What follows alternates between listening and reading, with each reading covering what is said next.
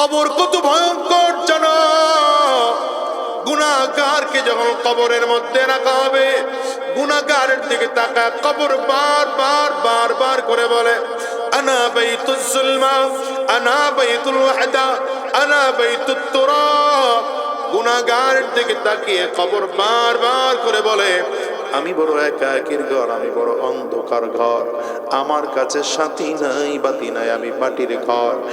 এই দুনিয়ার মানুষ, যদি ভালো আমল করে আসতে পারো তাইলে আমি কবর ভালো আচরণ করব, আর যদি ভালো আমল করে আসতে না পারো আমি কবর চারিদিকের মাটিগুলো একত্রিত হইয়া গুনাহগারের লাশটাকে এত জোরে চাপ মারবো, ডান পাজরের হাড়গুলো বাম পাজরে নিয়ে পৌঁছায় দেব, বাম পাজরের হাড়গুলো ডান পাজরে নিয়ে পৌঁছায় দেব। দুনিয়ার মুসলমান, এমন করে শাস্তি চলতেই থাকবে। ওদিকে রাসূলুল্লাহ সাল্লাল্লাহু আলাইহি ওয়াসাল্লাম বলেন, আল কবরু রাউযাতুম মির রিয়াজিল জান্নাহ আও হুফরাতুম মিন হুফারিন নার। কবরটা কারো জন্য জান্নাতের টুকরা হবে, আবার কারো জন্য জাহান্নামের গর্ত হয়ে যাবে। কবরটা যার জন্য জাহান্নামের গর্ত হবে, ও তাকায় দেখবে পোকামাকড় কবরের মধ্যে দেখা যায়, বিষাক্ত সাপ, বিষাক্ত বিচ্ছু দেখা যায়। ওদিকে ফেরেশতা আসবে, এরা চোখেও দেখে না, কানেও শোনে না, কথা বলতে পারে না। জোরে জোরে একটা বাড়ি দিবে, মানুষগুলো মাটির মধ্যে ঢুকে যাবে। আবার এরা খোঁচা দিয়ে উঠায় আবার বাড়ি লাগাবে। ওদিকে জাহান্নামের সাথে কবরের সম্পর্ক হয়ে যাবে। জাহান্নামের আগুন ধাউ ধাউ করে কবরের মধ্যে এসে ভরে যায়। দেখো না কত কবরে আগুন, কত কবর থেকে ধোঁয়া দেখা যায়, আবার কত কবর থেকে লাশটাকে তাজা পাওয়া যায়, আবার কত কবর থেকে ঘ্রাণ আসে, খেয়াল কি কখনোই করো নাই রে বাবা। এমন করে কত বছর থাকতে হবে, কত জনম থাকতে হবে, চিন্তাও করা যায় না। এরপরে হাসরের ময়দানে উঠব, কিয়ামতের ময়দানে যখন হাসরের ময়দানে আমরা উঠব, গুনাহগার তাকায় দেখবে সূর্য মাথার মুঠো হাত উপরে দেখা যায়, মাথার মগজগুলো সূর্যের তাপে ভাতের মাড়ের মতো টকবক করে ফুটতে আরম্ভ করবে। গুনাহগার তাকিয়ে দেখবে ডান দিক থেকে জাহান্নামের আগুন, বাম দিক থেকে জাহান্নামের আগুন, সামনের দিক থেকেও জাহান্নামের আগুন, পেছন দিক থেকেও জাহান্নামের আগুন। ঘুরিম আওয়াজ করে সামনের দিকে আগায়। গুনাহগারের দিকে যখন জাহান্নামের আগুন আগাবে, গুনাহগার পাগল পারা হয়ে ডানে ভাবে দৌড়াইতে আরম্ভ করবে। সব নবীদের কাছে যাবে আর গিয়া বলবেন, পয়গম্বর আল্লাহ পাকের কাছে একটু যান না, দেখেন না আল্লাহ তাআলা আজকে আমাদের বিচার কার্য আরম্ভ করেন কিনা।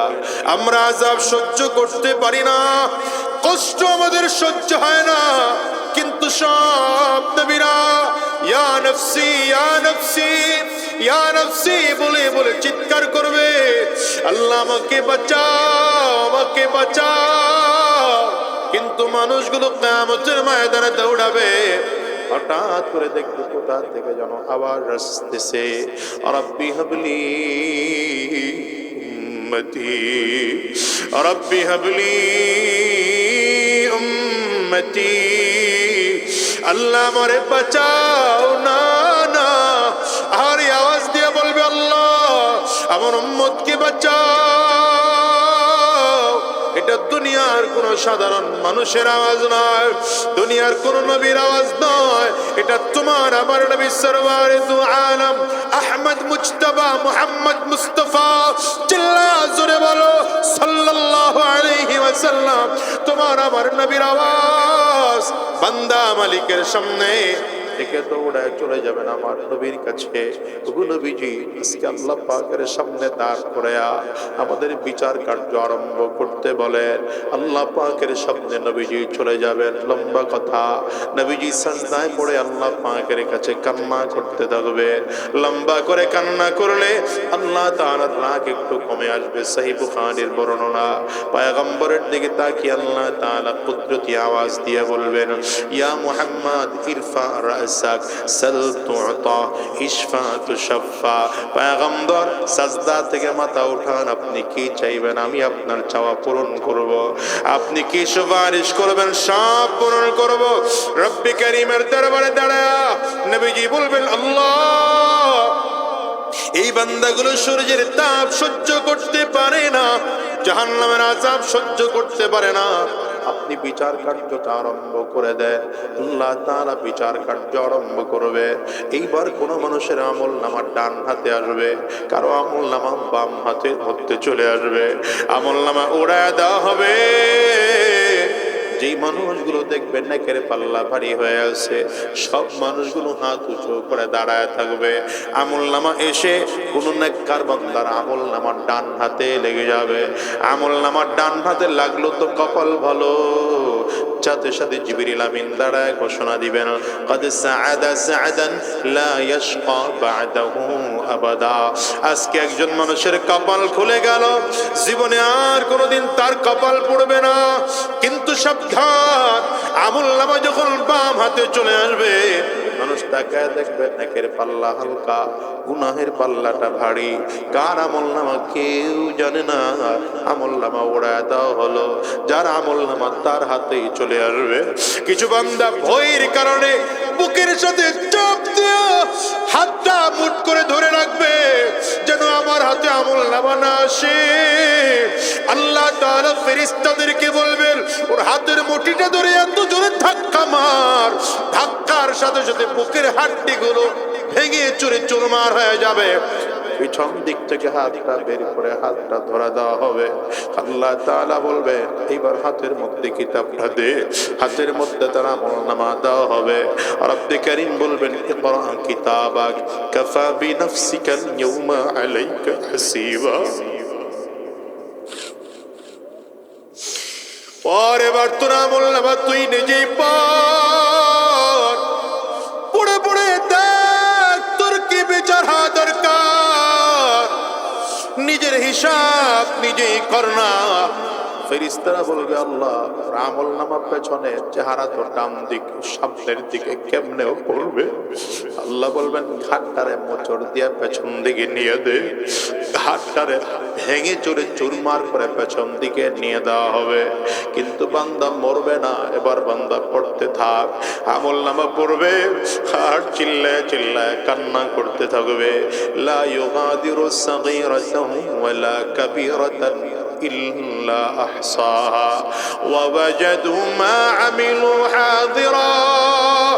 আমি তো আমলনামার দিকে তাকে দেখি, এখানে ছোট গুনাহ বড় গুনাহ সব এখানে লেখা আছে, কোনটাই তো বাদ নাই। বান্দা আমলনামার দিকে তাকায় চিল্লায় চিল্লায় বলতে থাকবে মা আগনা আন্নি মালিয়া হালাকা আন্নি সুলতানিয়া। হায়রে কোথায় আমার সম্পদ, কোথায় আমার ক্ষমতা, কোনো লাভ নাই। আজকে আমার ক্ষমতাও কাজে লাগলো না, সম্পদও কাজে লাগলো না। অবস্থা এমন হবে যেন আমলনামা নিজেরটা নিজে নিয়ে ব্যস্ত থাকবে। যখন আমলনামা বিতরণ করা হবে, বাবা মা সন্তানকে চিনবে না, সন্তান বাবা মাকে চিনবে না। আল্লাহ কুরআনে বলেন ইয়াউমা ইয়াফিরুল মারউ মিন আখিহি ওয়া উম্মিহি ওয়া আবিহি ওয়া সাহিবাতিহি ওয়া বানিহি। সেদিন কেউ ভাইকে চিনবে না, মাকে চিনবে না, বাবাকে চিনবে না, বন্ধুকে চিনবে না, স্বামী তার স্ত্রীকে চিনবে না, স্ত্রী তার স্বামীকে চিনবে না, ভাই তার ভাইকে চিনবে না, ভাই তার বোনকে চিনবে না, বোন তার ভাইকে চিনবে না। চিনবে কেমনে? সবাই তো নিজেকে নিজে নিয়ে ব্যস্ত। দেখো না মুসলমান, এই যে কিছুদিন আগে ভূমিকম্প হলো, সন্তানকে বাবার রেখেই বাবা দৌড় দিয়ে বের হয়ে গেল। বিপদের সময় মানুষের অবস্থা এমন হয়, দুনিয়ার সব থেকে আপন, সব থেকে কাছের, সব থেকে মহাব্বতের সন্তান, এই সন্তানকেও মানুষ কখনো কখনো ভুলে যায়। কিয়ামতের ভয়াবহ অবস্থা দেখে মানুষগুলো পাগল পাড়া হয়ে যাবে। ওই সময় কেউ কারো খবর রাখার সময় নাই, সবাই শুধু চিন্তা করবে, আল্লাহ আমারে বাঁচাও, আমারে বাঁচাও, আল্লাহ আমাকে বাঁচাও। শুধু সাধারণ মানুষ নয়, নবীরা পর্যন্ত কথা বলে বলে চিৎকার করবে। এই জন্য অনুরোধ করে যাই বাজান, সাবধান। কথাগুলো হয়তো তুমি তেমন হালকা করে নিতে পারো, কিন্তু কথা আমার আল্লাহ বলেছেন, কোরআনে বলেছেন, এই কথাগুলো কিন্তু মিথ্যা নয়। সাবধান, কিয়ামতের ছোট মনে কইরো না, মরণটারে দুনিয়ার তামাশা মনে করো না, মনে করো না দুনিয়া অনেক দিন বাঁচবা। না ভাই না, এই দুনিয়া আসার সিরিয়াল আছে, যাওয়ার কিন্তু কোনো সিরিয়াল নাই। আমি তো বলি এই দুনিয়া আগে দাদা আসে, তারপরে বাবা আসে, তারপরে সন্তান আসে। যাওয়ার সময় এমন হয় বাবা দুনিয়ায় থাকে, সন্তান জমিন থেকে বিদায় হয়, দাদা দুনিয়ায় থাকে, নাতি জমিন থেকে বিদায় হয়। এমন হয় কি হয় না? একটা আওয়াজ করে বলেন না। আজকের এই মাহফিলটাও কারো জীবনের শেষ মাহফিল হতে পারে। আজকের এই মোনাজাত কারো জীবনের শেষ মোনাজাত হতে পারে। আজকের এই রাত কারো জীবনের শেষ রাত হতে পারে। আজকের ময়দান থেকে ওয়াদা করে বিদায় হও, আয় আল্লাহ যতদিন জমিনের মধ্যে থাকবো আর হারাম রাস্তায় চলবো না, আর শয়তানি রাস্তায় চলবো না, আর গুনাহের পথে চলবো না। জান্নাতের পথে, জান্নাতের বাড়ির মালিক হওয়ার জন্যে ঈমান গ্রহণ করব, আর নেক আমলটা করব, ঈমানটাকে বিশুদ্ধ বানাবো। হারাম রাস্তায় কদম বাড়াবো না, শয়তানি রাস্তায় কদম বাড়াবো না। কারা কারা ওয়াদা করতে তৈয়ার আছো? দুইটা হাত উঁচা করে আমার আল্লাহকে দেখাও, আওয়াজ দিয়ে চিৎকার করে জোরে ডাক দাও, আল্লাহ। আরো জোরে বলো আল্লাহ। চিল্লায় জবান খুলে কান্না করে ডাকো।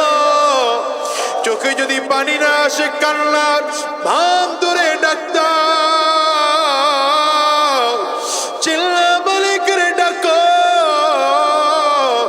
দুনিয়ার ঘরে আগুন লাগলে যেমন পানি ছাড়া নিভানো যায় না, ওই কবরে যে জাহান্নামের আগুন, ওটাও কিন্তু চোখের পানি ছাড়া নিভানো যাবে না।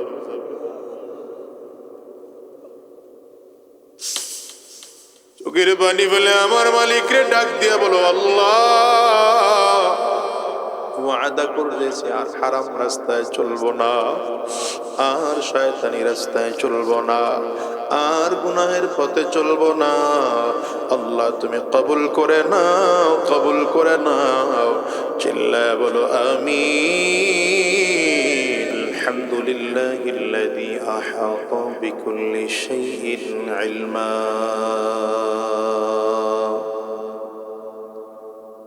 وقضى بما يريد حكمة وحكما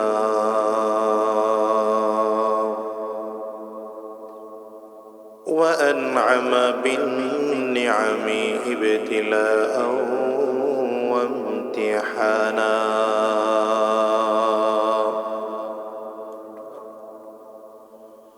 ونشهد أن لا إله إلا الله وحده لا شريك له لا شريك له ذو الجلال والإكرام ونشهد أن محمدًا عبده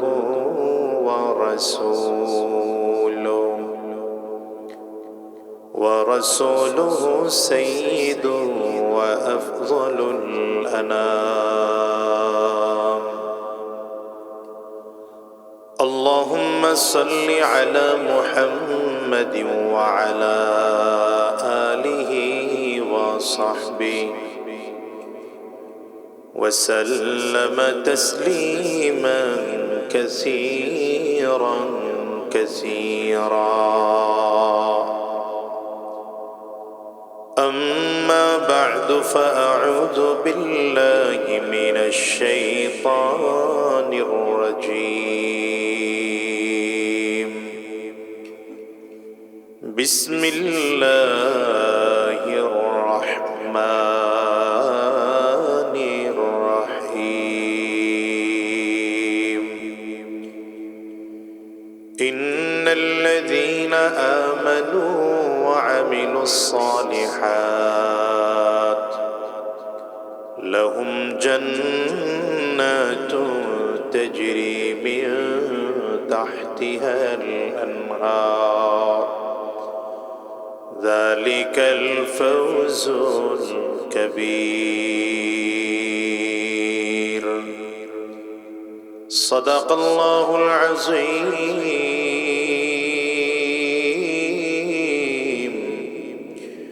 وصدق رسوله النبي الكريم ونحن على ذلك من الشاهدين والشاكرين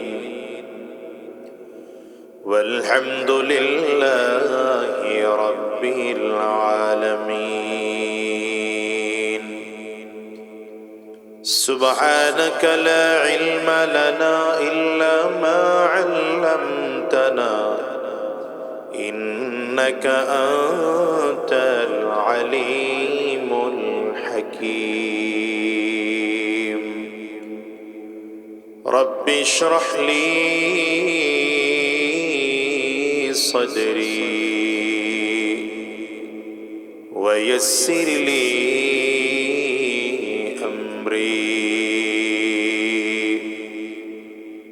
واحلل عقدة من لساني يفقه قولي উত্তর সাইচাপাড়ায় যুব সমাজ ও প্রবাসীদের উদ্যোগে কবরবাসীর রুহের মাগফিরাত কামনায় আজকের এই পঞ্চম বার্ষিক ওয়াজ মাহফিল, আজকের এই মাহফিলের মুহতারাম সম্মানিত সভাপতি, সম্মানিত অতিথিবৃন্দ, সম্মুখপানে সমবেত দিন প্রিয়, ইসলাম প্রিয়, দিনদার ইমানদার মুমিন মুসলমান বর্ষে মুজাহিদ ভাইরা, মুরব্বী বাবাজিরা, যুবক বন্ধুরা, কচি কাঁচা মাসুম বাচ্চারা, পর্দার অন্তরালে অবস্থানরত সম্মানিতা শ্রদ্ধা মা ও বোনেরা,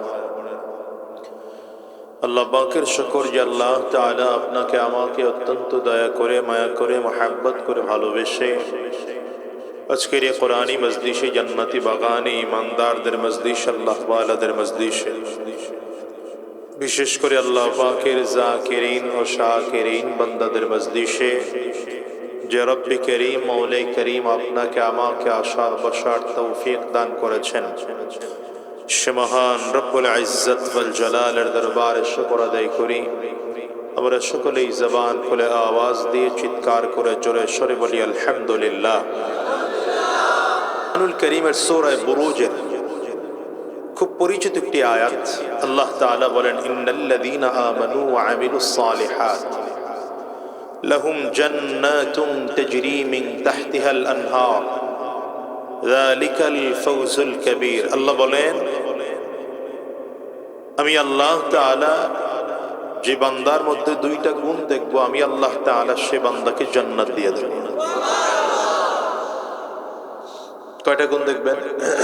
মনে রাখবেন, গোটা দুনিয়াতে আল্লাহ তাআলা যতজন মানুষ বানিয়েছেন, যতজন মানুষ, সে মুসলিম হোক, খ্রিস্টান হোক, হিন্দু হোক, বৌদ্ধ হোক, নাস্তিক হোক, মুসি হোক, চামার হোক, যেই ধর্মের হোক, যে বর্ণের হোক, সবার জন্য আল্লাহ তাআলা জান্নাতে একটা বাড়ি বরাদ্দ করে রেখেছেন। সুবহানাল্লাহ, জোর নেই।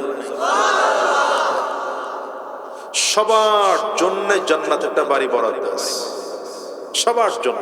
তাইলে বলেন, আপনার জন্য জান্নাতে একটা বাড়ি বরাদ্দ আছে, আমার জন্যও কথা পায় আছে, সবার জন্য আছে। এই বরাদ্দকৃত জান্নাতের বাড়িটার মালিকানা সবাইকে দেওয়া হবে না। এই বরাদ্দকৃত জান্নাতের বাড়ির মালিকানা তাকেই দেওয়া হবে যার মধ্যে দুইটা গুণ পাওয়া যাবে। কয়টা গুণ পাওয়া যাবে? এক নম্বর গুণ, আল্লাহ বলেন ঈমান আছে যার মধ্যে। কি আছে যার মধ্যে? দ্বিতীয় নম্বর গুণ, আল্লাহ বলেন যার মধ্যে নেক আমল আছে। বলেন কি আছে? জান্নাতের বরাদ্দকৃত বাড়ি সবার জন্য, বাড়ি সবার জন্য বরাদ্দ, কিন্তু বাড়িটার মালিকানা কে হবে? মালিকানা কার জন্য হবে? যার মধ্যে দুই গুণ থাকবে, দুইজন না, যার মধ্যে দুই গুণ থাকবে। বরাদ্দকৃত জান্নাতের বাড়ির মালিক কে হবে? বলে যার মধ্যে দুই গুণ থাকবে। এক নম্বর গুণ ঈমান, বলেন, আবার বলেন। দ্বিতীয় নম্বর গুণ নেক আমল। আল্লাহ বলেন ইন্নাল্লাযীনা আমানু ওয়া আমিলুস সালিহাত, ইন্নাল্লাযীনা আমানু ওয়া আমিলুস সালিহাত লাহুম জান্নাতুন তাজরি মিন তাহতিহাল আনহার যালিকাল ফাওজুল কাবীর।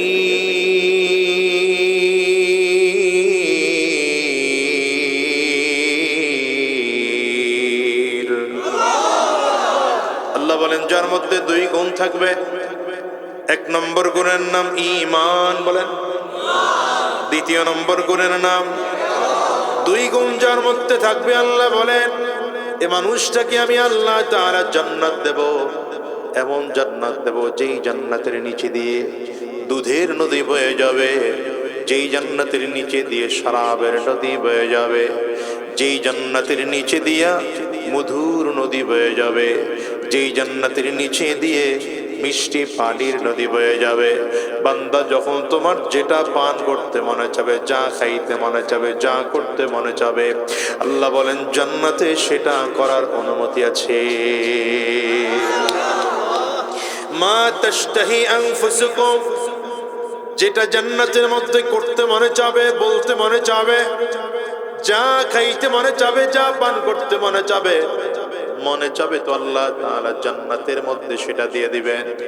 দুনিয়া আর জান্নাতের মধ্যে পার্থক্য এইটা, দুনিয়াটা ঈমানদারের জন্য সিজনুন, জেলখানার মতো, কারণ এখানে স্বাধীনভাবে চলা যায় না। অনেক কিছু দেখতে মনে চায়, কিন্তু আল্লাহ বলে তাকাইতে পারবি না। হারাম টাকা দেখলে ধরতে মনে চায়, আল্লাহ বলেন ধরতে পারবি না। হারাম মহিলা দেখলে, সুন্দরী রমণী দেখলে তাকাইতে মনে চায়, আল্লাহ বলেন এটা তাকানোর অনুমতি নাই, তাকাইতে পারবি না। হারাম রাস্তায় যাইতে মনে চায়, আল্লাহ বলেন তাকাইতে পারবি না, এখানে বাউন্ডারি দেওয়া আছে। সিনেমা হলে যাইতে মনে চায়, আল্লাহ বলেন পারবি না যেতে, এখানে সব জায়গায় বাধ্যবাধকতা আছে। এটা খেতে পারবা, এটা খেতে পারবা না, এটা করতে পারবা, এটা করতে পারবা না, এটা বলতে পারবা, এটা বলতে পারবা না, এই দিকে তাকাইতে পারবা, এই দিকে তাকাইতে পারবে না, এটা ধরতে পারবা, এটা ধরতে পারবা না, এই পথে চলতে পারবা, এই পথে চলতে পারবা না। এমন করে হাজারো নির্দেশনা আল্লাহ তাআলা মুসলমানের জন্য দিয়েছেন, ইমানদারের জন্য দিয়েছেন। আল্লাহ বলেন এমন করে যদি দুনিয়ার হায়াতটাকে কাটায়া আল্লাহর বিধান মেনে জমিন থেকে বিদায় হতে পারো, জান্নাতে যা চাইবা তোমারে তাই দেওয়া হবে। জাহান্নামের মধ্যে পার্থক্যটা পুরো বিপরীত। জাহান্নামের চাইলে দুনিয়াতে যা মনে চায় তাই করতে পারে, ঠিক না? মিথ্যা কথা বলতে মনে চাইলে মিথ্যা কথা বলতে পারে, সত্য কথা বলতে মনে চাইলে সত্য বলতে পারে। আল্লাহ তাআলা বলেন স্বাধীনতা আমি আল্লাহ মানুষের মধ্যে দিয়া রাখলাম, দুনিয়াতে করো যা মনে চায় তা করো। তাইলে কিয়ামতের ময়দানে জাহান্নামের মধ্যে যখন ফেলে দেওয়া হবে, চাইলেও তুমি আরামে থাকতে পারবে না, চাইলেও তুমি শান্তিতে থাকতে পারবে না, চাইলেও তুমি দুনিয়ায় অনেক আরাম যদিও তুমি করো, কিন্তু জান্নাতের আরামের তুলনায় এটা মোটেও কিছু নয়। জান্নাতের আরামের তুলনায় দুনিয়ার আরাম একদম তুচ্ছ, একদম নগণ্য। কারণ জান্নাত আল্লাহ কেমন করে বানাইছেন? পয়গম্বর বলেন লা আইনুন রাআত ওয়ালা উযুনুন সামিআত ওয়ালা খাতারা আলা কলবি বাশার। জান্নাত আল্লাহ তাআলা এমন চমৎকার করে সাজিয়েছেন, পয়গম্বর বলেন দুনিয়ার এমন কোন চোখ নাই যেই চোখ জান্নাতের মতো এত সুন্দর ডেকোরেশন, এত সুন্দর সাজসজ্জা, এত সুন্দর নিয়ামত, এত সুন্দর ডিজাইন, এত সুন্দর আর্কিটেক্ট ডিজাইন দেখেছে। দুনিয়ার এমন কোন চোখ জন্মগ্রহণ করে নাই। তার মানে দুনিয়ার চোখ যত সৌন্দর্য দেখেছে তার থেকেও অনেক বেশি সুন্দর হবে জান্নাতের সৌন্দর্য। পয়গম্বর বলেন ওয়ালা উদুনুন সামিআত, এমন কি দুনিয়ার কোন কান এমন নাই যেই কান জান্নাতের এত সুন্দর জিনিসের বর্ণনা শুনেছে। তার মানে আমরা যতটুকু শুনেছি তার থেকেও জান্নাত আরো চমৎকার। নবী বলেন ওয়ালা খাতারা আলা কলবি বাশার, মানুষ যা কল্পনা করতে পারে না তার থেকেও চমৎকার। মানুষ অনেক জিনিস চোখ দিয়ে দেখে না, কিন্তু কানে শুনে, কানে শুনে না কিন্তু অন্তরে কল্পনা করে যে এমন এমন এমন হইতে পারে। আল্লাহ বলেন এটা কল্পনাও আসবে না। কি আসবে না? কারণ কল্পনাও আসবে না। কেন? কারণ হলো জান্নাত তো আল্লাহ তাআলা নিজে কুদরতি হাতে সাজিয়েছে। দুনিয়ার অবস্থা হলো, দুনিয়ার টাকা যেমন মানুষের, দুনিয়ার ঘর সাজানোর স্টাইল তেমন হয়। কথা বলেন না কেন? আপনি দেখবেন যার টাকা বেশি তার ঘরটা সুন্দর বেশি হয়, ঠিক না? সম্পদ যার যত বেশি তার ঘর সাজানোর ধরনটা তত সুন্দর হয়। একজন মানুষের ইনকামই হলো 5,000, সে ঘর ডেকোরেশন করবে, এসি টেসি করবে, বিল্ডিং করবে, চিন্তা করতে পারে? তার কথা হলো মোটামুটি কোনো কায়দায় 2-4টা টিন টুন দিয়া ছাপড়া ঘর কইরা একটা চাটাই বিছায়া কোন কায়দা একটা কম্বল টম্বল দিয়া রাত কাটাইলেই হলো। কি কথা বলেন? যেই মানুষটার মাসিক ইনকাম 20,000, তার চিন্তা কি অমর?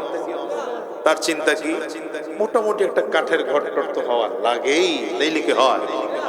হ্যাঁ, সে চিন্তা করে একটা চকি টকি খাট টাট না হলে আর হয় না। যার মাসিক ইনকাম আছে 50,000, সে চিন্তা করে কি বিল্ডিং টিল্ডিং ধরতে হয়। কথা বলে না? যে লোকের ইনকাম আছে ধরেন মাসিক 2 লাখ 5 লাখ টাকা, তার হিসাব নিকাশ হলো 1 তলা বিল্ডিং হয় না। যার মাসিক ইনকাম আছে 2 কোটি 5 কোটি টাকা, সে চিন্তা করে নরমাল বাড়িতে হবে না, বিশাল গ্রামে যেহেতু বাড়ি করবই, বিশাল করে ডুপ্লেক্স বাড়ি, বাগান বাড়ি করব, যেন এটার মধ্যে চমৎকার করে থাকা যায়, প্রতি রুমে এসি। ঠিক না? দুনিয়ার মানুষের অবস্থা হলো চাহিদার শেষ নাই। নবীজি বলেন বান্দা চাইতে থাকবে, আল্লাহ দিতে থাকবেন, দিতে দিতে দিতে দিতে আলাদা আলাদা, সন্তানকে আলাদা, বাবাকে আলাদা, মাকে আলাদা, স্ত্রীকে আলাদা, স্বামীকে আলাদা, ভাইকে আলাদা, বোনকে আলাদা, হুজুরকে আলাদা, পাবলিককে আলাদা, প্রত্যেককে যদি আলাদা করে চাহিদা চাইতে থাকে আল্লাহর কাছে, আর আল্লাহ দিতে থাকেন, এমন করে প্রত্যেককে সম্পদের মালিক বানিয়ে দেওয়া হলো। তো আল্লাহ তাআলার ধনভাণ্ডার থেকে কি পরিমাণ সম্পদ কমলো? নবী আলাইহিস সালাম বলেন বিশাল সাগরের মধ্যে, যেমন ধরে নেন গোটা পৃথিবীর মধ্যে আটলান্টিক মহাসাগর, আরব মহাসাগর, এই সাগরের মধ্যে যদি একটা সুই ঢুকিয়ে দেওয়া হয়, এই সুইটাকে যদি পানির ভেতর থেকে টান দিয়ে বের করা হয়, এই সুইয়ের মাথায় যেই পরিমাণ পানি আসলো, রব্বে করিমের ভান্ডার থেকে ওই পরিমাণ সম্পদ কমে নেই। এবার আমরা চিন্তা করেন যে আল্লাহ তাআলা কত বড় সম্পদের মালিক। দ্বিতীয় নম্বর কথা, এই যে দুনিয়াটা আমরা দেখতেছি, দুনিয়াটা আমাদের কাছে বিশাল মনে হয়। কথা বলেন না? ঠিক না? ঢাকা থেকে কুমিল্লা আসতে পারে 2-2.5 ঘন্টা লাগবে। আপনি এখান থেকে আরব দেশে যাবেন 6 ঘন্টা লাগবে, তাও বিমানে যাবেন। তো কি বলে আমেরিকায় তো 12 ঘন্টা 14 ঘন্টার জার্নি, তাও বিমানে যেতে হলে। যদি হাইটে যাওয়ার চিন্তা করেন তাহলে সম্ভব না। ঠিক না বে? ঠিক। অথচ গোটা বিশাল দুনিয়াটা আজ পর্যন্ত কেউ গোটা দুনিয়া ঘুরে দেখেছে এমন অস্তিত্ব খুঁজে পাওয়া যায় না। কুরআনুল কারীমে যুলকারনাইন বাদশার ঘটনা এসেছে, যাকে সিকান্দার বা ইস্কান্দার বলা হয়। এই যুলকারনাইন গোটা পৃথিবী ঘুরে দেখতে চেয়েছিল, দুইটা প্রান্তে যেতে পেরেছে, আর যেতে পারে নাই। একটা হলো পৃথিবীর সূর্যোদয়ের এলাকা, আরেক হচ্ছে পৃথিবীর উত্তর দিকে। এই দুই মেরুতে যাওয়ার সুযোগ হয়েছে, আর যাওয়ার সুযোগ হয় নাই। এর আগে হায়াত থেকে জমিন থেকে বিদায় হয়ে গেলেন। এবার বলেন তো, এই গোটা পৃথিবীটা কত বড় মনে হয় আপনার কাছে? অথচ এই পৃথিবীটা আল্লাহ তাআলা যত বড় বানিয়েছেন, তার থেকে সূর্যটা আল্লাহ তাআলা কত গুণ বড় বানাইছেন বলেন না? আপনাদের তো জানার কথা, দুনিয়াটা যত বড় বানাইছেন আল্লাহ, তার থেকে সূর্যটা 13 লক্ষ গুণ বড় বানাইছেন। সূর্যটা তাইলে কত বড়? দুনিয়ার থেকে 13 লক্ষ গুণ। আপনি চিন্তা করেন, এই টিস্যু বক্সটা এখানে রাখা হলো, এর দ্বিগুণ একটা বক্স এখানে রাখেন, কত বড় দেখা যাবে? এর 5 গুণ বড় একটা বক্স এখানে রাখেন, তো কত বড় দেখা যায়? এর 50 গুণ বড় একটা বক্স এখানে রাখেন, দেখবেন আপনার কাছে বিশাল মনে হবে। অথচ দুনিয়ার থেকে যদি 13 লক্ষ গুণ বড় একটা সূর্য হয়, এবার আরো হিসাব দেই, এর উপরে হলো চাঁদ, কি বলে, এর উপরে হলো তারকা। এক একটা তারকা কত বড় বানিয়েছেন আল্লাহ তাআলা।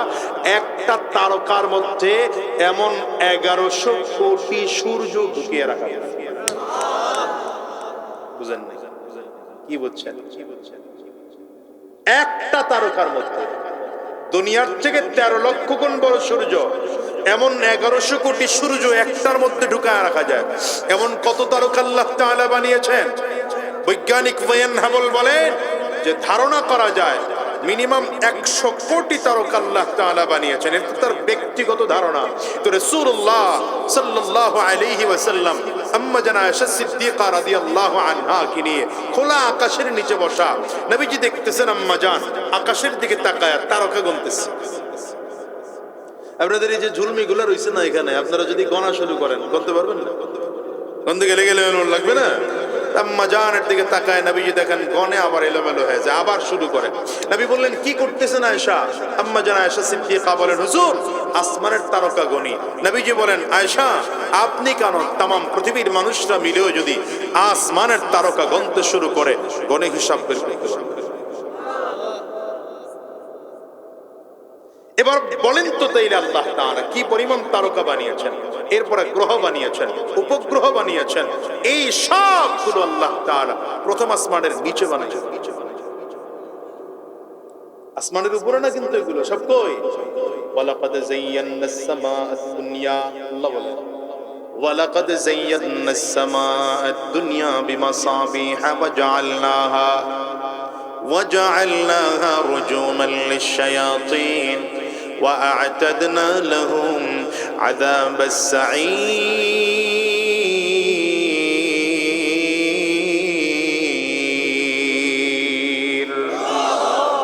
সবগুলো প্রথম আসমানের নিচে আল্লাহ তাআলা বানিয়েছেন। আল্লাহ বলেন এগুলো দুনিয়ার আসমানের নিচে বানাইলাম, এর উপরে আমি আল্লাহ তাআলা 7 আসমান বানিয়েছি। বলেন আল্লাহ কয় আসমান বানিয়েছেন? ওয়াল্লাযী খালাকা সাবআ সামাওয়াতিন তিবাকা মা তারা ফি খালকির রহমানি মিন তাফাউত ফারজি'ল বাসার হাল তারা মিন ফুতুর। এর উপরে আল্লাহ তাআলা 7 আসমান বানালেন। প্রথম আসমানটাকে আল্লাহ তাআলা কেমন করে বানিয়েছেন? মাওলানা তারিক জামিল সাহেব তার কিতাবের মধ্যে হাদিসের উদ্ধৃতি দিয়ে লেখেন, প্রথম আসমান আল্লাহ তাআলা স্বচ্ছ সাদা কাঁচ দিয়ে বানাইলেন। এর উপরে আল্লাহ তাআলা দ্বিতীয় আসমান বানিয়েছেন। দ্বিতীয় আসমান পুরোটা লোহা দিয়ে আল্লাহ তাআলা বানিয়েছেন। দ্বিতীয় আসমান থেকে যদি নিচের দিকে তাকানো হয়, তাইলে মনে হয় যেন যেই প্রথম আসমানের নিচে লক্ষ কোটি কোটি কোটি তারকা আছে, যার নিচে চাঁদ আছে, যার নিচে গ্রহ আছে, যার নিচে উপগ্রহ আছে, যার নিচে দুনিয়া আছে। এই বিশাল আসমানটাকে দ্বিতীয় আসমান থেকে মনে হয় বিশাল একটা মাঠের মধ্যে ছোট্ট চনা বুট পড়ে আছে। বুঝতেছেন না? যুবকদের মাথা খালি নিচের দিকে যায়, বুঝলাম না এরা কি মোরা খাওয়া করে বসে বসে। মুরব্বীরা কত সুন্দর টাকায় রয়েছে, জুয়াইনাটি মরাইটাই সবগুলো আল্লাহ তাআলা প্রথম আসমানের নিচে বানাইছেন। এর উপরে কোন আসমান বললাম? এবার আপনি একটা চিন্তা করেন তো, তাইলে তৃতীয়, চতুর্থ, পঞ্চম, ষষ্ঠ, সপ্তম কত বড় আল্লাহ বানাইছেন। এখন চিন্তা করেন তো, আল্লাহ পাকের সৃষ্টি কত বড়, আল্লাহ পাকের সম্পদ কত বেশি, আল্লাহ কত বড়, বলেন তো এটা কল্পনা করা যায়? সেই আল্লাহ তাআলা জান্নাত বানাবেন, কেমন বানাবেন? বুঝে নাই, বুঝে নাই, বুঝে নাই। এতক্ষণের কথা বলে কি বুঝাইতে চাইলাম এটা বুঝে নাই। যে আল্লাহ এত বড়, যে আল্লাহ পাকের সম্পদ এত বড়, যে আল্লাহ পাক এত বড় ক্ষমতার মালিক, যে আল্লাহ এত বড় সম্পদের মালিক, সে আল্লাহ তাআলা যেই জান্নাতটা বানাবেন কেমন সুন্দর বানাবেন।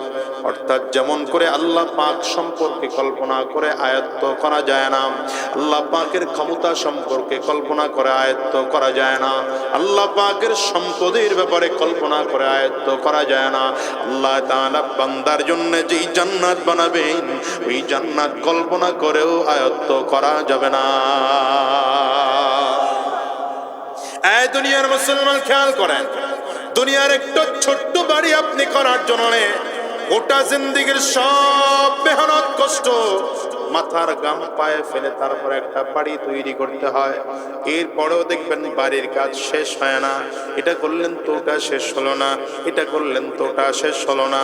এত কিছু করে গ্রামের মধ্যে একটা ছোট্ট 2-3 রুমের একটা বিল্ডিং বাড়ি করলেন। কিন্তু আল্লাহ তাআলা বলেন, গোলাম আমি আল্লাহ তাআলা তোমাকে এত সুন্দর ডেকোরেশনওয়ালা, এত সুন্দর নেয়ামতওয়ালা কত বড় জান্নাত দেব জানো? সব থেকে ছোট জান্নাতের জন্য আল্লাহ তাআলা যেই জান্নাতটা দিবেন, এটা দুনিয়ার থেকে 10 গুণ বড় হবে। বুঝলে বুঝেন, না বুঝলে না বুঝেন। তো বললাম দিলের কান লাগায় বুঝেন, খালি কান দিয়ে শুনেন না, দিলের কান লাগায়ও শুনেন। এত বিশাল আল্লাহ তাআলা জান্নাত দিবেন, যেই জান্নাতের মধ্যে গাছ হবে, প্রত্যেকটা গাছ হবে স্বর্ণের গাছ।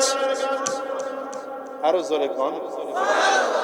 এই জান্নাতের বাড়িটার মালিক কি হবে বলেন তো? যার মধ্যে 2 গুণ থাকবে, বলেন। 1 নম্বর কি থাকবে? বারবার বলতেছি যেন মনে থাকে। 1 নম্বর, 2 নম্বর নেক আমল।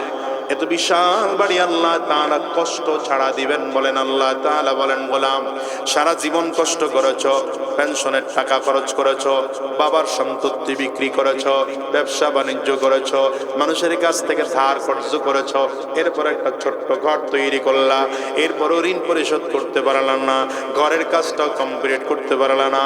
আমি আল্লাহ তাআলা তোমার জন্য সব থেকে ছোট জান্নাত, দুনিয়ার থেকে বড় 10 গুণ বড় একটা জান্নাত দেব। আনকমপ্লিট নয় রে ভাই, একটা বিল্ডিং আল্লাহ তাআলা দিবেন, পুরো কমপ্লিট বাড়ি আল্লাহ তাআলা দিবেন, যেই বাড়িটার মধ্যে সাজসজ্জার কোনো কমতি থাকবে না। বান্দা যেই দিকে তাকাবে সেদিকটাই মুগ্ধ হয়ে যাবে। কেমন মুগ্ধ হবে শুধু একটা উদাহরণ দেই, বলবো? হ্যাঁ, আয় মুসলমান, জান্নাতের মধ্যে যারা জান্নাতি হবে, এর মধ্যে এমন কিছু জান্নাতি আছে যাদের স্বামীও জান্নাতি হবে, বিবিও জান্নাতি হবে। বিবাহ ছাড়া যত সম্পর্ক আছে সমস্ত সম্পর্ক হারাম, হারাম জায়েজ করার কোনো সুযোগ নেই। ঠিক না বেঠিক বলে? ইদানিং অনেক যুবক এসে খুব খুশিতে আমাকে ফোন দেয়, হুজুর অনুমতি তো দিয়ে দিছে সরকার, 2য় বিয়ে করা যাবে, করো, নিষেধ নাই। কিন্তু এমন নয় যে আগের বিবির খবরই নাই, পরে আরেক বিয়ে করে এটারে নিয়ে ঢাকা শহর থাকবা আর আগের বিবির গ্রামে ফালায় রাখবা। এই বিয়ে করা জায়েজ তো দূরের কথা, মায়ের খাওয়ার বালা এই বিয়ে জায়েজ আছে? 2য় বিয়ে জায়েজ কোনটা? তোমার সম্পদও আছে, শারীরিক সক্ষমতা আছে, 2 বিবি চালানোর মতো ইনসাফও আছে। ইনসাফ বুঝেননি?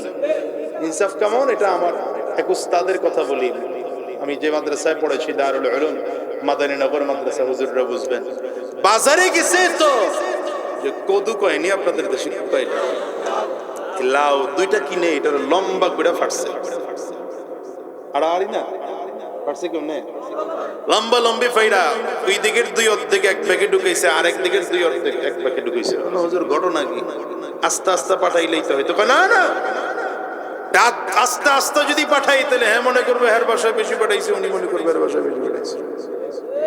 এটা ইনসাফ না, এই জন্য ওইটার অর্ধেক এটার অর্ধেক মিলায় পাঠাইছি। এটা হলো ইনসাফ। এটা যদি করতে না পারো বিয়ের দ্বারে কাছেও যাবে না, একটা লয়া সন্তুষ্ট থাকো। আমাদের দেশে এক বিবির হক আদায় করে না, 2 বিয়ে 3 বিয়ে লাভ দেয় কি বাবারে বাবা।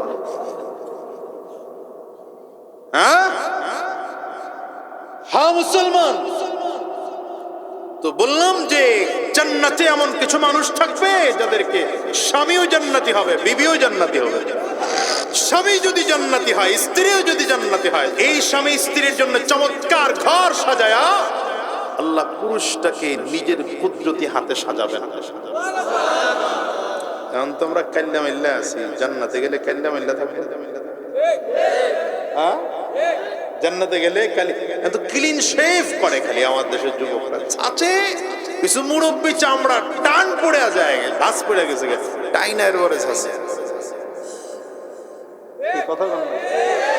জান্নাতে দাড়ি থাকবে না, আল্লাহ তাআলা শরীরটা থেকে পশম উঠায় নিবেন। হ্যাঁ, এত সুন্দর থাকবে জান্নাতি মানুষ, এত সুন্দর করে আল্লাহ সাজায়া। আল্লাহ এই জান্নাতের এই গেটটা দিয়ে ঢুকো। জান্নাতের যে গেটটার কথা আল্লাহ তাআলা বলবেন, আপনারা কি মনে করছেন আপনার বাড়ির দরজার ওই গেটটার মতো? কেমন গেট হবে? নবী বলেন ওই একই কথা। আল্লাহ কেমন করে সাজাইছেন আল্লাহ ভালো জানেন। এমন চমৎকার গেট দিয়ে বান্দা ঢুকবে, ঢুকলে তাকায় দেখবে চমৎকার করে জান্নাতের জাফরানের লাল গালিচা বিছানো আছে। চিৎকার করে আল্লাহু আকবার জোরে। আল্লাহ তাআলা বলবেন এই গেট দিয়ে ঢুকো। ঢুকবে জান্নাতের গেট দিয়া, ঢুকে দেখবে জাফরানের লাল গালিচা বিছানো। জাফরানের লাল গালিচা ভেতরে ঢুকার সাথে সাথেই দেখবে একসাথে 70 জন হুর তাকে সম্বর্ধনা জানানোর জন্য কাতার করে দাঁড়ানো আছে। সুবহানাল্লাহ, হয় না আরো জোরে? এই হুররা কত সুন্দর! পয়গম্বর বলেন যে এদের চামড়ার মধ্যে গোশতের মধ্যে রগের মধ্যে রক্ত কণিকা চলতেছে, এটা ক্লিয়ার দেখা যায়। আল্লাহর বান্দা তাদেরকে দেখে মনে করবে এরা মনে হয় আমার। আল্লাহ বুঝি এদেরকে আমার জন্য বানাইছেন। সামনে যাবে কথা বলার জন্য, তারা দাঁড়িয়ে বলবে আমরা আপনার জন্য নই, আমরা ভেতরে একদল আপনার জন্য অপেক্ষা করছেন, আমরা তার পাহারাদার হিসেবে দায়িত্ব পালন করছি। তার মানে এগুলো সব কাজের বুয়া। আরে উদাহরণ না দিলে তো বুঝবো না। জান্নাতের তার কাজের বুয়া থাকবে না আর কি। এটা উদাহরণ দিলাম, আবার এটা রেখে নিয়ে উল্টা দিকে লাগাই দিয়ে। আল্লাহর বান্দা এবার আবার সামনের দরজার দিকে তাকায় দেখবে আগের গেটটা যত চমৎকার তার চেয়ে দ্বিগুণ সুন্দর, তার থেকে দ্বিগুণ চমৎকার, দ্বিগুণ দামি, এর থেকে আরো সুন্দর মনে হয়। ওই দরজায় ঢুকবে, ঢুকলে তাকায় দেখবে জাফরানের লাল গালিচা বেছানো, যেটা আগেরটা যেমন ছিল এর থেকে আরো চমৎকার, আরো সুন্দর। এক একটার দিকে ঢুকে তো দিলটা ঠান্ডা হয়ে যায়। এরপরে ওখানেও তাকায় দেখবে আরো 70 জন হুর দাঁড়িয়ে আছে। আগের ওয়ালারা যত সুন্দর ছিল এর থেকেও দ্বিগুণ সুন্দর। আচ্ছা বলেন তো এগুলো কি কল্পনায় ধরে? কল্পনায় আসার কথা? হ্যাঁ যুবক, আমি এই জন্য যুবকদেরকে বলবো ফেসবুকে সময় নষ্ট করে, চোখটা নষ্ট করে না। মেসেঞ্জার আর হোয়াটসঅ্যাপের মধ্যে দুনিয়ার এই পচা গন্ধা নারী দেখা হারাম কাজে লিপ্ত হয় না। চোখটাকে হেফাজত করে রাখো। আল্লাহ তোমার জন্য কি রাখছেন তুমি কল্পনাও করতে পারবো না। বিশ্বাস করো, আমি মোল্লা মানুষ বললাম তো, এই জন্য তোমার হয়তো বিশ্বাস নাও হতে পারে, আমার দাম কম। অল্প মানুষ ক্ষমতাওয়ালারা বললে হয়তো বিশ্বাসিত। তো মনে রাখবা আমার কথা মিথ্যা হতে পারে, নবীজির কথা মিথ্যা না। কথা বলেন, আমি ব্যক্তি বললে এটা মিথ্যা হওয়ার একটা সম্ভাবনা ছিল, যেহেতু নবীজির কথা বলছি। বলেন তো মিথ্যা হওয়ার সম্ভাবনা আছে 1%, 0%? আল্লাহু আকবার। আল্লাহর বান্দা এবার সামনে ঢুকবে, খুব দ্রুত বলছি। এবার সামনে আরেকটা গেট পার হবে, তো আল্লাহর বান্দিরাও বলবে আমরাও আপনার নই, আমরাও পাহারাদার। এমন করে করে আল্লাহর বান্দা 70টা গেট পার হবে। যত গেট পার হবে অত চমৎকার দেখবে, যত গেট পার হবে তত চমৎকার দেখবে। 70 গেট পার হওয়ার পরে যেদেরকে সামনে দাঁড়ানো দেখবে, এরাও বলবে আল্লাহর বান্দা আমরাও আপনার জন্য নই, আমরাও পেছনে একদল আছে তাদের পাহারা দিচ্ছি। 70টা গেট পার হয়ে গেলে আল্লাহর বান্দা এখন দেখবে পর্দা আছে, গেট আনা নাই, পর্দা। এবার 70টা পর্দা আস্তে আস্তে আস্তে আস্তে করে সরাবে। 70টা দরজার পর্দা সরায়া সামনের দিকে তাকায় দেখবে বিশাল এক বাগান দেখা যায়। এই চমৎকার বাগানের সীমানা শেষ কোথায় বলা যায় না। ডান দিকেও সীমানা বলা যায় না, বাম দিকেও বলা যায় না, সামনেও বলা যায় না। চমৎকার এক একটা গাছ, যেই গাছগুলো সব স্মরণের বডি হবে, সাধারণ কোনো গাছের বডি নয়, গাছগুলোর বডি হবে স্মরণের বডি। পাতাগুলো হবে অত্যন্ত সবুজ পাতা। এর মধ্যে ফল থাকবে, কিছু ফল এমন থাকবে কাঁচা ফল, কিছু ফল থাকবে পাকা ফল, কিছু ফল থাকবে আধা পাকা আধা কাঁচা। বান্দা এমন করে করে রং বেরঙের ফল দেখবে, গাছ দেখবে, ফুল দেখবে। চমৎকার করে বান্দা দেখতে দেখতে ডান দিক থেকে নজর ঘোরাবে। নজর ঘোরাতে ঘোরাতে ঘোরাতে ঘোরাতে যখন হঠাৎ করে তাকায় দেখবে মাঝখানে বিশাল এক গাছের নিচে স্মরণের একটা চেয়ার আছে। স্মরণের চেয়ারের মধ্যে মুতি দিয়ে কারো কাজ করা। এই চেয়ারের মধ্যে আল্লাহর এক বান্দি বসা। এই চমৎকার বান্দা আল্লাহর বান্দের দিকে তাকায় থাকবে। একজন আর একজনের দিকে তাকাবে। 40 বছর চলে যাবে, চোখের পলক পড়বে না। এক নজরে 40 বছর। আল্লাহর বান্দা অনেকক্ষণ তাকায় থাকবে, অনেকক্ষণ তাকিয়ে থেকে চোখটা একটু ঘোরায় আবার তাকাবে, আবার তাকায় হঠাৎ করেই জিজ্ঞাসা করবে, দেখি না আরে তুমি এখানে কেন? আশ্চর্য হয়ে জিজ্ঞাসা করবে, তুমি এখানে কেন? বুঝেন নাই? তার মানে এটা আর ঘরের বউটা। সুবহানাল্লাহ। দেখি মনে করছেন আপনার ঘরের সেই কালী পেত্নীটা থাকবো? না না, মোটেও। আশ্চর্য হয়ে জিজ্ঞাসা করবে, আনতে হিনা তুমি এখানে কেন? তুমি এখানে কেমনে? এতক্ষণ তাকায় থাইকা চেহারা মিলিয়েছে, যদিও আগের থেকে 1000 গুণ, লক্ষ গুণ, কোটি গুণ সুন্দর হয়েছে, কিন্তু চেহারায় কিছু কিছু কিছু কিছু মিল আছে। নাকের দিকটার একটু মিল পাওয়া যায়, চোখের দিকের মিল পাওয়া যায়, কানের দিকটায় মিল পাওয়া যায়, আকৃতির দিক থেকে একটু মিল পাওয়া যায়। আশ্চর্য হয়ে জিজ্ঞাসা করবে, তুমি এখানে কেন? আল্লাহর বান্দিও স্বামীকে জিজ্ঞাসা করবে, আপনি বা এখানে কেন? স্বামী বলবে, আমার আল্লাহ তাআলা আমাকে এখানে ঢুকতে বললেন তো ঢুকলাম। বলে, তাইলে তুমি এখানে বসা কেন? বলে, আল্লাহ বসে থাকতে বললেন তো বসলাম। কতদিন ধরে বসে আছো? বলে, এখানে 500 বছর ধরে এখানে বসা। কেন 500 বছর ধরে কেন বসা?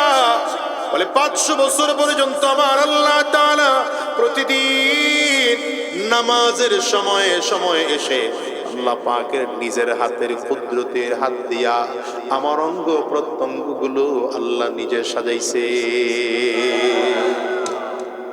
বান্দা তাকায় থাকবে, এত সুন্দর আমার ঘরের সেই সলিমুদ্দির মা, এত সুন্দর। একজন আর একজনের দিকে মুগ্ধতার নজরে তাকায় থাকবে। স্ত্রী বলবেন, তাকায় থাইকা লাভ নাই, সিট ডাউন প্লিজ। ইংলিশ থাকবো নি। তারপরে বললাম আর কি, আপনারা এটা কইলে খুশি হন এই জন্য। কিন্তু জান্নাতে মানুষের ভাষা হবে আরবি। বলবেন আপনি ওখানে বসেন, যখনই বলবেন বসেন, হঠাৎ করে পেছন দিকে তাকায় থাকবে। চমৎকার করে একটা চেয়ার দেখা যায়। স্ত্রীর চেয়ারটা যত সুন্দর, তার থেকে চমৎকার আর একটা চেয়ার পেছনে এনে দেওয়া হলো কুদরতের মাধ্যমে। আল্লাহর বান্দার চেয়ারের মধ্যে বসবে, স্বামী আর স্ত্রী চমৎকার করে গল্প করতে। আল্লাহ তাআলা কুরআনুল কারীমে এই দৃশ্যটাকে উঠায় নিয়ে আসছেন। আলাল আরাইকি ইয়ানজুরুন তা'রিফু ফি ওজুহিহিম নাযরাতান নাঈম ইউসকাউনা মির রাহীকিম মাখতুম খিতামুহু মিসক وفي ذلك فليتنافس المتنافسون ومزاجه من تسنيم عينا يشرب بها المقربون الله تعالى বলেন আলাল আরাইকি ইয়ানজুরুন তা'রিফু ফি ওজুহিহিম নাযরাতান নাঈম। চমৎকার করে চেয়ারে বসে থাকবে। এদের চেহারা দেখলে মনে হবে আজকে আর তাদের কোনো টেনশন নাই, মাস শেষে কিস্তি দেওয়ার টেনশন নাই, দিন শেষে বাজার করার টেনশন নাই, তাসনিম নামের সুগন্ধি মিশ্রিত পানীয় আছে। খবর নাই আমার মালিকের দিকে স্বামী আর স্ত্রী দুজন করে তাকায় আছে। যখন আমার মালিকের দিকে তাকাবে তখন একটা মৃদু বাতাস তাদেরকে আস্তে আস্তে করে আচ্ছন্ন করবে। এই মৃদু বাতাস আস্তে আস্তে বাড়তে থাকবে, চেহারা সৌন্দর্য আস্তে আস্তে আরো বাড়তে থাকবে। কিন্তু বান্দাদের খবর নাই, এমন করে তাকায় আছে আমার মালিকের দিকে, একসাথে আমার আল্লাহ পাকের দিকে ৭০,০০০ বছর ধরে তাকায় আছে। ৭০,০০০ বছরের মধ্যে বান্দা চোখের পলকটুকু পর্যন্ত ফেলবে না। চিল্লায় জোরে জোরে বলেন না সুবহানাল্লাহ। حور الماجد نے نعمت ہے تو، حور الماجد نے نعمت ہے تو، سب سے بہتر نعمتیں دیدار تو، اللہ اللہ کیا مبارک نام ہے، اللہ اللہ عاشقوں کا کام ہے۔ اے দুনিয়ার মুসলমানের জন্য কবি বলেন জান্নাতের মধ্যে যত নাজ ও নিয়ামত পাও, হুর পাইবা, গিলমান পাইবা, জান্নাতের নাজ ও নিয়ামত পাইবা, যত নিয়ামত তোমরা পাও সব থেকে চমৎকার নিয়ামত হবে বান্দা যখন আমার মালিকের চেহারার দিকে তাকাবে। এত সুন্দর, দুনিয়ার সব সৌন্দর্যকে একত্রিত করলেও যাররা পরিমাণ সুন্দর হবে না। আমার আল্লাহ পাকের দিকে বান্দা তাকায় থাকবে।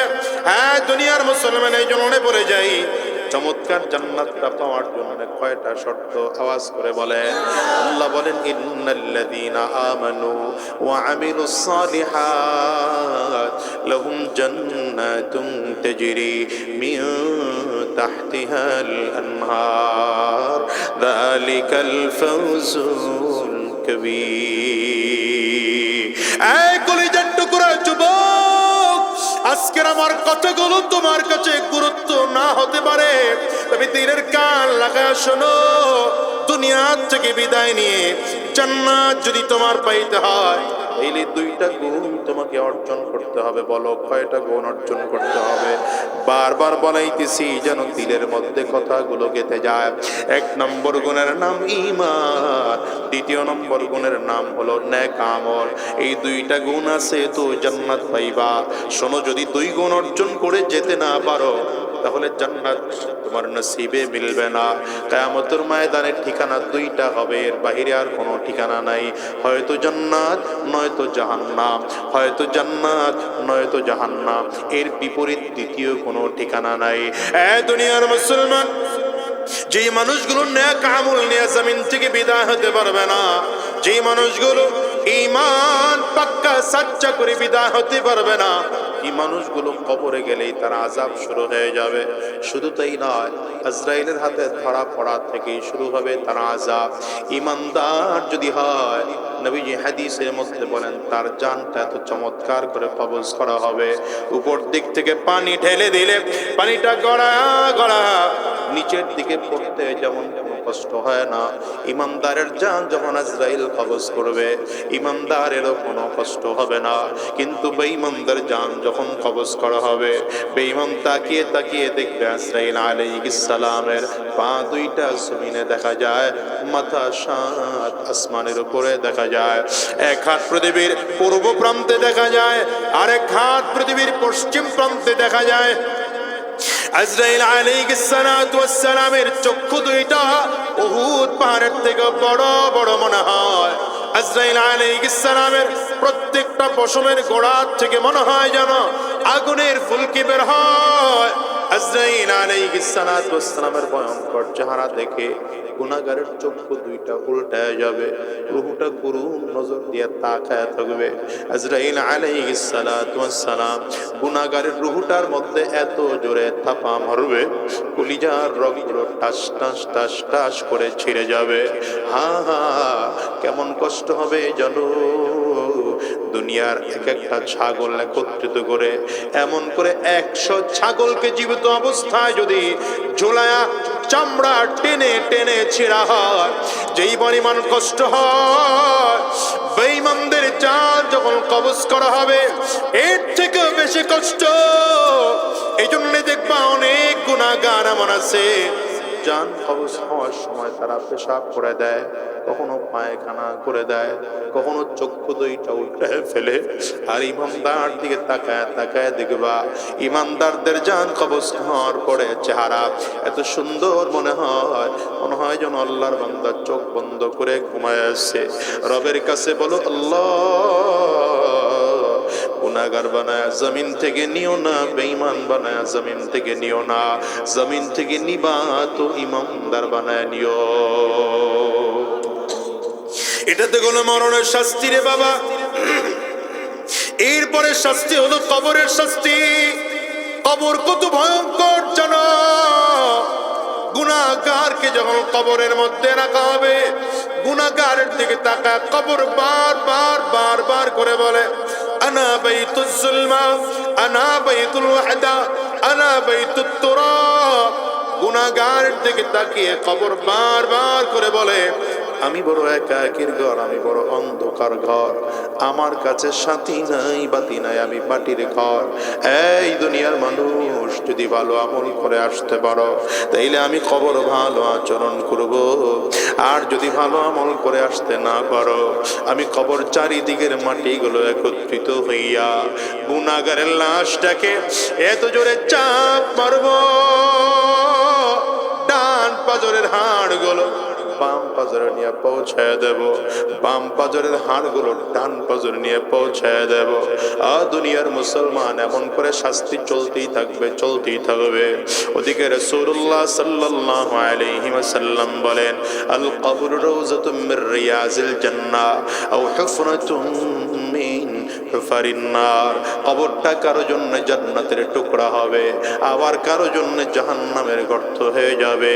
কবরটা যার জন্য জাহান্নামের গর্ত হবে ও তাকায় দেখবে পোকামাকড় কবরের মধ্যে দেখা যায়, বিষাক্ত সাপ, বিষাক্ত বিচ্ছু দেখা যায়।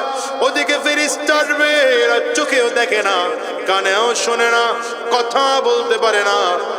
জোরে জোরে একটা বাড়ি দিবে, মানুষগুলো মাটির মধ্যে ঢুকে যাবে। আবার এরা খোঁচা দিয়ে উঠায় আবার বাড়ি লাগাবে। ওদিকে জাহান্নামের সাথে কবরের সম্পর্ক হয়ে যাবে। জাহান্নামের আগুন ধাউ ধাউ করে কবরের মধ্যে এসে ভরে যায়। দেখো না কত কবরে আগুন, কত কবর থেকে ধোঁয়া দেখা যায়, আবার কত কবর থেকে লাশটাকে তাজা পাওয়া যায়, আবার কত কবর থেকে ঘ্রাণ আসে, খেয়াল কি কখনোই করো নাই রে বাবা? এমন করে কত বছর থাকতে হবে, কত জনম থাকতে হবে চিন্তাও করা যায় না। এরপরে হাসরের ময়দানে উঠব, কিয়ামতের ময়দানে যখন হাসরের ময়দানে আমরা উঠব গুনাহগার তাকায় দেখবে সূর্য মাথার মুঠো হাত উপরে দেখা যায়, মাথার মগজগুলো সূর্যের তাপে ভাতের মাড়ের মতো টকবক করে ফুটতে আরম্ভ করবে। গুনাহগার তাকিয়ে দেখবে ডান দিক থেকে জাহান্নামের আগুন, বাম দিক থেকে জাহান্নামের আগুন, সামনের দিক থেকেও জাহান্নামের আগুন, পেছন দিক থেকেও জাহান্নামের আগুন। ঘুরিম আওয়াজ করে সামনের দিকে আগায়। গুনাহগারের দিকে যখন জাহান্নামের আগুন আগাবে গুনাহগার পাগল পারা হয়ে ডানে বামে দৌড়াইতে আরম্ভ করবে। সব নবীদের কাছে যাবে আর গিয়া বলবেন পয়গম্বর আল্লাহ পাকের কাছে একটু জান্নাত দেখেন না, আল্লাহ তাআলা আজকে আমাদের বিচার কার্য আরম্ভ করেন কিনা। আমরা আযাব সহ্য করতে পারি না, কষ্ট আমাদের সহ্য হয় না, কিন্তু সব নবীরা ইয়া নফসি ইয়া নফসি ইয়া নফসি বলে বলে চিৎকার করবে, আল্লাহ আমাকে বাঁচাও, আমাকে বাঁচাও। কিন্তু মানুষগুলো কিয়ামতের ময়দানে দৌড়াবে, হঠাৎ করে দেখবে কোথা থেকে যেন আওয়াজ আসতেছে, রব্বি হাবলি উম্মতি, রব্বি হাবলি উম্মতি, আল্লাহ আমারে বাঁচাও না। আর আওয়াজ দিয়ে বলবে আল্লাহ আমার উম্মতকে বাঁচাও। এটা দুনিয়ার কোন সাধারণ মানুষের আওয়াজ নয়, দুনিয়ার কোন নবীর আওয়াজ নয়, এটা তোমার আমার নবী সরওয়ারে দু আলম আহমদ মুজতবা মুহাম্মদ মুস্তাফা, চিল্লা জোরে বলো সাল্লাল্লাহু আলাইহি ওয়াসাল্লাম। তোমার আমার নবীর আওয়াজ। বান্দা মালিকের সামনে থেকে দৌড়ায় চলে যাবেন আমার নবীর কাছে। ওগো নবীজি, আজকে আল্লাহ পাকের সামনে দাঁড় করায়া আমাদের বিচার কার্য আরম্ভ করতে বলেন। আল্লাহ পাকের সামনে নবীজি চলে যাবেন। লম্বা কথা, নবীজি সাজদায় পড়ে আল্লাহ পাকের কাছে কান্না করতে থাকবে। লম্বা করে কান্না করলে আল্লাহ তাআলার রাগ একটু কমে আসবে। সহিহ বুখারীর বর্ণনা। পয়গম্বরের দিকে তাকিয়ে আল্লাহ তাআলা কুদরতি আওয়াজ দিয়ে বলবেন, ইয়া মুহাম্মদ ইরফা রাসাক সাল তুতা ইশফা তুশফা। পয়গম্বর সাজদা থেকে মাথা উঠান, আপনি কি চাইবেন আমি আপনার চাওয়া পূরণ করব। আপনি কি সুপারিশ করবেন সব পূরণ করব। রব্বি কারীমের দরবারে দাঁড়ায়া নবীজি বলবেন, আল্লাহ এই বান্দাগুলো সূর্যের তাপ সহ্য করতে পারে না, জাহান্নামের আযাব সহ্য করতে পারে না, আপনি বিচার কার্যটা আরম্ভ করে দেন। আল্লাহ তাআলা বিচার কার্য আরম্ভ করবে। এইবার কোন মানুষের আমল নামা ডান হাতে আসবে, কারো আমল নামা বাম হাতের মধ্যে চলে আসবে। আমল নামা উড়ায় দেওয়া হবে। যেই মানুষগুলো দেখবেন নেকের পাল্লা ভারী হয়ে আছে, সব মানুষগুলো হাত উঁচু করে দাঁড়ায় থাকবে। আমল নামা এসে কোন নেককার বান্দার আমল নামার ডান হাতে লেগে যাবে। আমল নামার ডান হাতে লাগলো তো কপাল ভালো।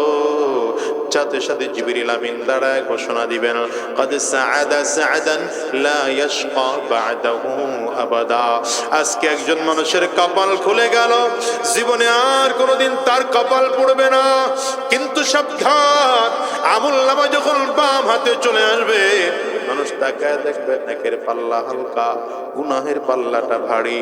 কার আমলনামা কেউ জানে না। আমলনামা ওড়ায় দেওয়া হলো, যার আমলনামা তার হাতেই চলে আসবে। কিছু বান্দা ভয়ের কারণে বুকের সাথে চাপ দিয়ে হাতটা মুঠ করে ধরে রাখবে, যেন আমার হাতে আমলনামা না আসে।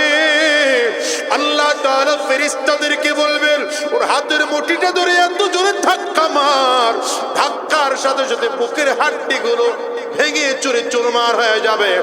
পিছন দিক থেকে হাতটা বের করে হাতটা ধরা দেওয়া হবে। আল্লাহ তাআলা বলবে, এইবার হাতের মধ্যে কিতাবটা দে। হাতের মধ্যে তার আমলনামা দেওয়া হবে। রব্বে কারীম বলবেন, ইকরা কিতাবাক কাফা বিনাফসিকা আল-ইয়াওমা আলাইকা হাসিবা। আর এবার তোর আমলনামা তুই নিজেই পড়, পড়ে পড়ে দেখ তোর কি বিচার হওয়া দরকার। নিজের হিসাব নিজেই কর না। ফেরেশতারা বলবে, আল্লাহ আমলনামা পেছনে, চেহারা তো ডান দিক সামনের দিকে কেমনে পড়বে? আল্লাহ বলবেন, ঘাটটারে মোচড় দিয়ে পেছন দিকে নিয়ে দে। ঘাটটারে ভেঙে চুরে চুরমার করে পেছন দিকে নিয়ে দেওয়া হবে। কিন্তু বান্দা মরবে না। এবার বান্দা পড়তে থাক, আমলনামা পড়বে আর চিল্লায় চিল্লায় কান্না করতে থাকবে। লা ইউগাদিরু সাগীরাতান ওয়ালা কাবীরাতান ইল্লা আহসাহা ওয়া ওয়াজাদু মা আমিলু হাদিরা। আমি তো আমলনামার দিকে তাকে দেখি, এখানে ছোট গুনাহ বড় গুনাহ সব এখানে লেখা আছে, কোনটাই তো বাদ নাই। বান্দা আমলনামার দিকে তাকায়া চিল্লায়া চিল্লায়া বলতে থাকবে, মা আগনা আন্নি মালিয়া হালাকা আন্নি সুলতানিয়া। হায়রে, কোথায় আমার সম্পদ, কোথায় আমার ক্ষমতা? কোনো লাভ নাই। আজকে আমার ক্ষমতাও কাজে লাগলো না, সম্পদও কাজে লাগলো না। অবস্থা এমন হবে যেন আমলনামা নিজেরটা নিজে নিয়ে ব্যস্ত থাকবে। যখন আমলনামা বিতরণ করা হবে, বাবা মা সন্তানকে চিনবে না, সন্তান বাবা মাকে চিনবে না। আল্লাহ কোরআনে বলেন, ইয়াউমা ইয়াফিরুল মারউ মিন আখিহি ওয়া উম্মিহি ওয়া আবিহি ওয়া সাহিবাতিহি ওয়া বানিহি। সেদিন কেউ ভাইকে চিনবে না, মাকে চিনবে না, বাবাকে চিনবে না। চিনবে না, স্বামী তার স্ত্রীকে চিনবে না, স্ত্রী তার স্বামীকে চিনবে না, ভাই তার ভাইকে চিনবে না, ভাই তার বোনকে চিনবে না, বোন তার ভাইকে চিনবে না। চিনবে কেমনে? সবাই তো নিজেকে নিজে নিয়ে ব্যস্ত। আলহামদুলিল্লাহি রাব্বিল আলামিন, আলহামদুলিল্লাহি রাব্বিল আলামিন, والصلاة والسلام على سيد الأنبياء والمرسلين. ربنا ظلمنا أنفسنا وإن لم تغفر لنا وترحمنا لنكونن من الخاسرين. ودار ولي